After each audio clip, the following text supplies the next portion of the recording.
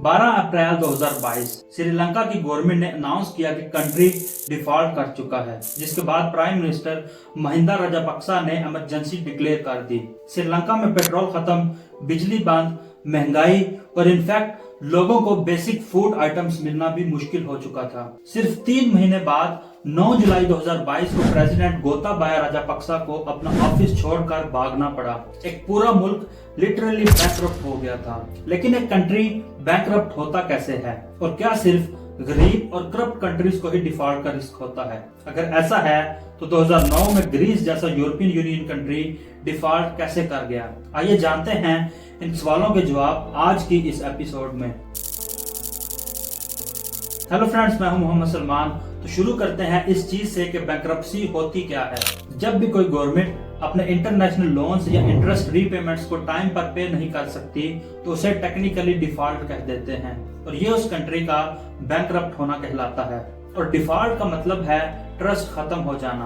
Banks, investors और international landers फिर उस कंट्री को पैसा देने से कतराते हैं। साल 2023 तक वेनेजुएला, लेबनान, ज़ैम्बिया, गाना और अर्जेंटीना जैसे कंट्रीज ऑफिशियली डिफॉल्ट का शिकार हो चुके हैं। और इसमें मेन जिम्मेदारी होती है किसी भी कंट्री की गवर्नमेंट और फाइनेंशियल इंस्टीट्यूशंस जैसे ministry of finance, central bank और कभी कभी even military. Mismanagement, over spending और पॉपुलिस्ट पॉलिसीज, ये सब मिलाकर पूरे कंट्री को क्राइसिस में डाल देते हैं। श्रीलंका ने 2019 में टैक्सेस ड्रास्टिकली कम किए, इंपोर्ट्स पे ओवर डिपेंडेंस रखी और टूरिज्म के कोलैप्स के बाद भी अल्टरनेट प्लान्स नहीं बनाए। रिजल्ट्स $50 बिलियन का कर्जा, जिसमें से $7 बिलियन उसी साल पे करना था, जो कि इम्पॉसिबल हो गया।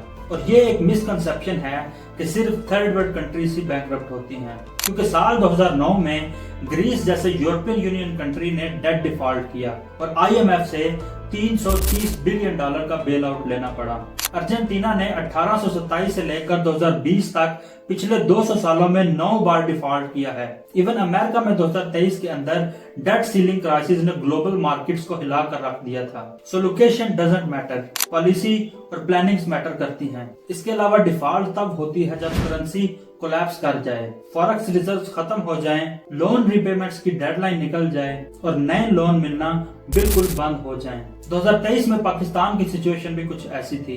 IMF की तरफ से बेल आउट ना मिलता तो श्रीलंका वाला सीन रिपीट हो सकता था। अब जहां तक सवाल है कि कंट्रीज बैंकरप्ट होती क्यों हैं, तो सबसे बड़ी रीजन है लिविंग बियॉन्ड मीन्स, यानी कमाई कम, खर्चा ज्यादा। मिसाल के तौर पर पाकिस्तान हर साल डिफेंस, सब्सिडीज और सैलरीज पे हजारों करोड़ों रुपए खर्च करता है, लेकिन टैक्स रेवेन्यू GDP का सिर्फ 9% है। दूसरी रीजन है करप्शन और अनस्टेबल पॉलिटिक्स। जब हर 2 साल बाद गवर्नमेंट बदलती है तो long term economic plannings fail हो जाती हैं, जिस वजह से सबसे पहले लोग महंगाई का शिकार होते हैं, फिर फ्यूल और इलेक्ट्रिसिटी की प्राइसेस स्काई रॉकेट करती हैं, पब्लिक ट्रांसपोर्ट और हेल्थ केयर सिस्टम कोलैप्स कर जाते हैं, और जब फॉरेन इन्वेस्टर्स ट्रस्ट लूज करते हैं तो जॉब्स खत्म हो जाती हैं। हर रोज एक आम आदमी की जिंदगी मुश्किल से मुश्किल हो जाती है। वेनेजुएला में लोगों ने US डॉलर्स में शैम्पू और ब्रेड्स बेचना शुरू कर दिए थे, क्योंकि उनकी अपनी करेंसी की वैल्यू पेपर से भी कम हो चुकी थी।